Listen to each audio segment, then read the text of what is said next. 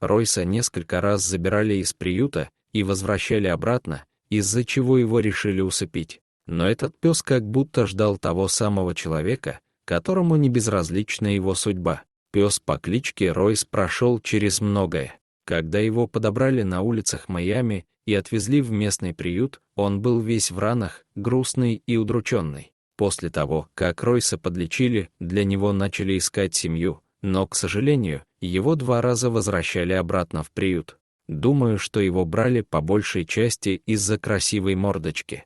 Но немногие знают, что за красивой мордочкой скрывается неуемная энергия и характер, которому нужно найти подход, рассказывает Дэвид, нынешний хозяин Ройса. После нескольких возвратов в приюте решили, что для пса будет очень сложно найти семью, и занесли его в список на усыпление. На страничке приюта сотрудники опубликовали фото Ройса в надежде, что кто-то все же захочет его забрать. Тогда его случайно заметил Дэвид. Мужчина проделал путь в 300 километров из другого города, чтобы спасти пса.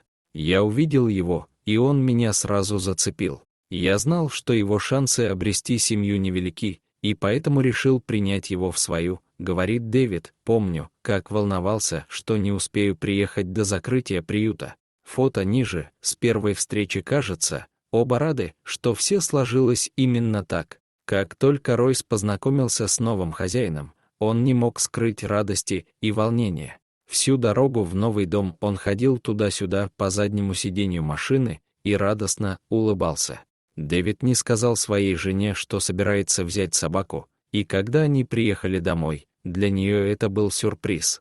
Но, по словам Дэвида, она сразу влюбилась в это очаровательное создание. Как только он забежал в дом, он сразу увидел теннисный мячик и принялся играть с ним. Ройсу так не хватало простых собачьих радостей. Но вскоре обнаружилась проблема: Ройс никак не уживался с другими домашними животными семьи, а особенно с кошками.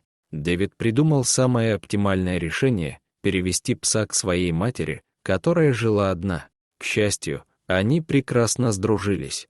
Ройс удивительно привязался к маме Дэвида, и они проводят много времени вместе. Теперь особенный пес в безопасности, тепле и любви. Все, что ему нужно, это полный животик, уютная лежанка и хороший человек рядом, говорит Дэвид. Хотя мы не видимся каждый день, я всегда думаю о Ройсе и о том, как он изменил мою жизнь.